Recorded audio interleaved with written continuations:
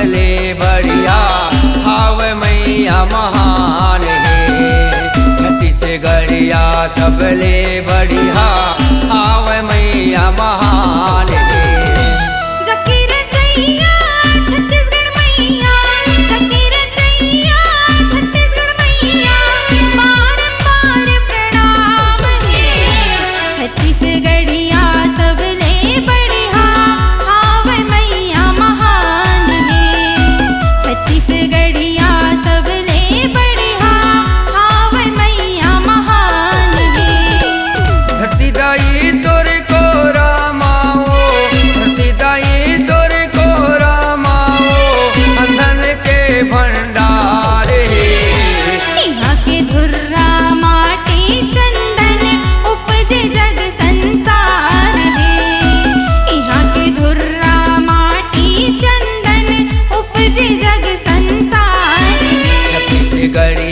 सबले बढ़िया हाव मैया महान है।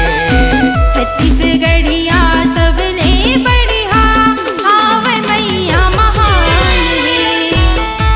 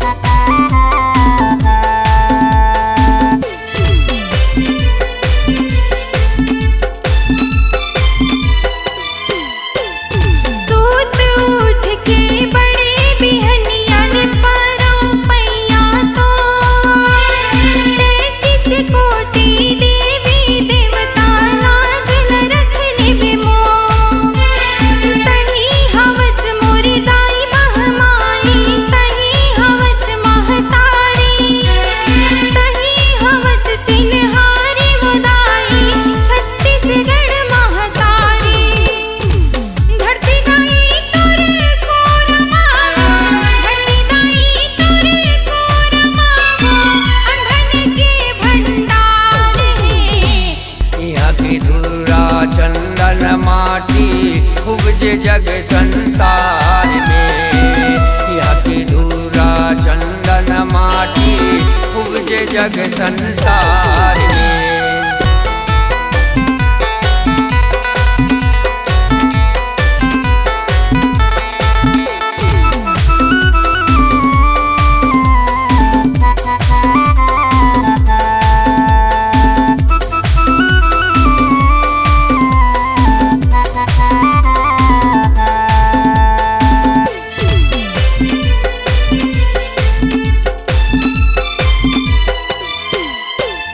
राम राम तो सब कहे दशरथ जपे न को। एक बार दशरथ जपे कोटि जन्म फल हो। धन्य धन्य वहाँ देश को, धन्य धन्य वहाँ ग्राम, धन्य धन्य वहाँ जीव को जो लेते राम के नाम। धरती दाई तोरी को रामाओ, धरती दाई तोरी को रामाओ, अंधन के भंडार है। यहाँ के धुर्रा माटी चंदन उपजे जग संसार है। यहाँ के धुर्रा माटी चंदन उपजे जग संसार है।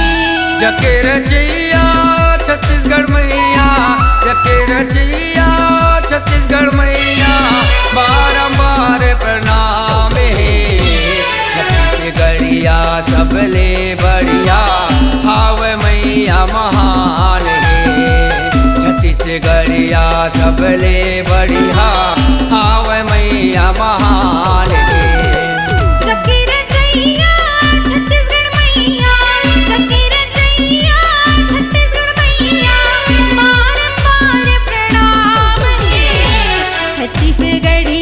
सबले बढ़िया हाव मैया महान है। छत्तीसगढ़िया सबले बढ़िया हाव मैया महान है।